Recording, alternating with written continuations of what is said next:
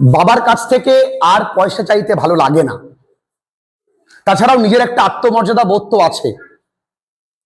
এখন সরকারি চাকরির প্রস্তুতি নিচ্ছি, কলেজ যাওয়ার খরচ, নিজের একটু স্বচ্ছন্দের খরচ, এই এত কিছু হাত খরচের টাকা যখনই চাইতে যাই, বাবার মুখটি দেখে মনে হয় যে না, এই সময়টা হয়েছে বাবার হাতে কিছু তুলে দেবার।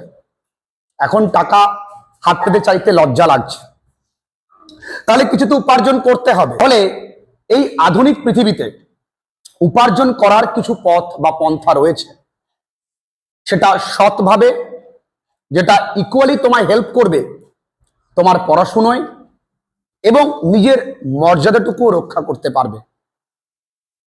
এই উপার্জনের স্বার্থে বহু ছেলে মেয়েরা শর্টকাট খোঁজে, আবার অনেকে আছে পরিশ্রম করে।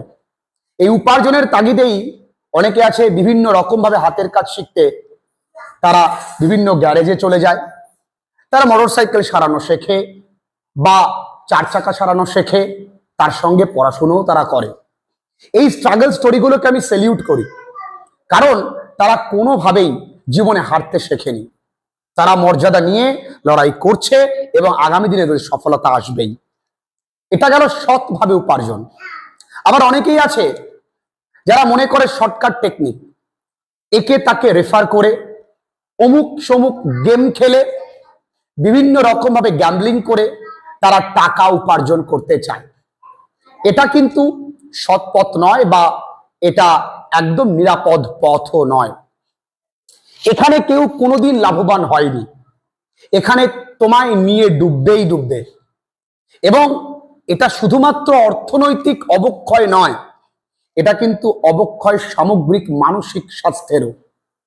তুমি গেম খেলে কখনো উপার্জন করতে পারো না, কারণ ওরা ভালো করেই জানে তোমার কাছ থেকে উপার্জন করবার জন্য ওই অ্যাপ্লিকেশনটা ওরা তৈরি করেছে।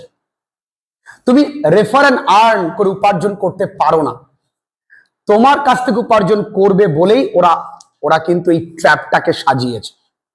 এই পথ একদম অবলম্বন করবে না। তাহলে প্রথম পন্থাকে আমি স্যালিউট করি, দ্বিতীয় পন্থা আমি পছন্দ করি না। এর মধ্যে ছাত্র জীবনের সব থেকে সহজ পন্থা হলো টিউশন পড়ানো। আমি মানছি সমাজে কিছু মুষ্টিমেয় লোক আছে যারা টিউশনটাকে রেসপেক্ট করে না।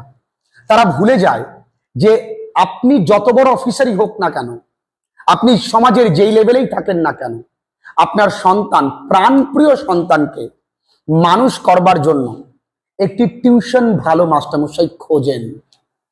আপনি খুঁজছেন এমন যোগ্য মাস্টারমশাইকে যে আপনার প্রাণের টুকরো ছেলেটিকে মানুষ করছে, সুতরাং তাকে রেসপেক্ট করাটা আপনার কর্তব্য। তবে এক্ষেত্রে বলবো, টিউশন করার ক্ষেত্রে এমন ব্যাচেস পড়াবে যে ব্যাচগুলো তোমার পড়ানোয় বা তোমার নিজের পড়াশোনায় হেল্প করবে, একইভাবে তোমার নিজের পড়ার টাইমকে হ্যাম্পার করবে না। এমন বাড়িতে মোটেও পড়াতে যাবে না যেই বাড়িতে কৈফত চাওয়া হয়, অমুক দিন কেন আসেননি। তুমি যখন পড়াচ্ছ এটা মাথায় রাখবে, আমি যাকেই পড়াই সেই ছেলেটি ভালো স্টুডেন্ট নাই হতে পারে, তাকে ভালো করার জন্য আমাকে দেওয়া হয়েছে, কিন্তু সেই ছেলে বা মেয়েটি ভালো স্টুডেন্ট না হলেও সে কিন্তু এটা বোঝে তুমি ফাঁকিবাজ কি ফাঁকিবাজ না। পড়াতে গিয়ে ছাত্রছাত্রীর সামনে মোবাইল ফোন নিয়ে ঘাটাঘাটি, এগুলো একদমই নয়। পড়াতে গিয়ে শুধুমাত্র ছেলে মেয়েদের সঙ্গে হাসি ঠাট্টা মজাক, এটাও নয়। পড়ানোর মাধ্যমে আনন্দ, পড়াতে পড়াতে আনন্দ, এটা এক জিনিস।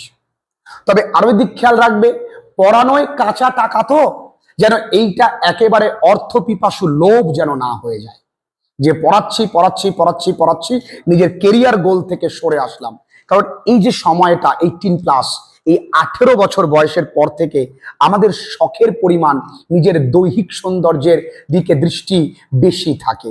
যখন নতুন হাতে টাকা আসবে 2000, 5000, আস্তে আস্তে যখন একটু পরিচিতি হবে 10,000, তখন না আমরা আমাদের কেরিয়ার থেকে সরে যাব, তখন ওইটাতেই। এটা দীর্ঘস্থায়ী নয়। এই টিউশনটা তখনই ভালো লাগবে যখন তোমার একটা পার্মানেন্ট কিছু থাকবে। তাই এইটা যদি করো অবশ্যই সেফ অ্যান্ড সিকিউর, এবং সব থেকে ভালো পন্থা আমি বলবো এইটাই, কিন্তু এই দিকগুলোকে তুমি লক্ষ্য রাখবে। তাই এই সময় তুমি ছাত্র জীবনের সময়টুকু, তোমার হাত খরচের টাকাটুকুর জন্য এই পথটা কিন্তু তুমি অবলম্বন করতে পারো। তাছাড়াও আরো অনেক দিক আছে, তাদের মধ্যে স্কিল ডেভেলপমেন্ট তুমি শেখাতে পারো। তুমি যেটা জানো তুমি সেটা, তোমার যে স্কিল আছে, ভালো গান গাইতে পারলে, তুমি যেহেতু তোমার শখ ওইটা, তুমি কাউকে শেখাচ্ছ, তুমি গিটার শেখাচ্ছ, ছবি আঁকা শেখাচ্ছ, তুমি কাউকে ইংরেজি বলা শেখাচ্ছ। যেমন আমাদের Ajay sir spoken English courses করায়, স্কিল, তিনি স্কিল সেল করেন। অসাধারণ ছেলেমেয়েরা, প্রচুর ছেলেমেয়েরা উপকৃত হয়। তুমি কোনো জায়গা স্যারের কাছ থেকে শিখলে, তুমি সেটাকে পরবর্তীকালে ইমপ্লিমেন্ট করলে, তো এইগুলো করতে পারো সৎ পথে। তুমি যদি কোনো মানুষের কাছ থেকে 1টি টাকা তাকে সার্ভিস দেবে বলে নিয়ে থাকো, তাহলে সেই টাকার প্রতি তোমার রেসপন্সিবিলিটি যেন 1 টাকার বিরুদ্ধে যেন 2 টাকা হয়, ডবল হয়। কারণ মনে রাখবে, সৎ পথে উপার্জিত অর্থই আমরা উপভোগ করতে পারবো, বাকি অর্থ কিন্তু অনর্থতেই চলে যাবে, এটা মাথায় রাখতে হবে। খুব ভালো থেকো। আজকে ভিডিওটা এখানেই শেষ করলাম। তোমাদের কোন পথ তোমরা অবলম্বন করো এই ছাত্র জীবনে হাত খরচ চালাবার, অর্থ উপার্জনের জন্য, আমায় একটু জানিও তো। ভালো থেকো।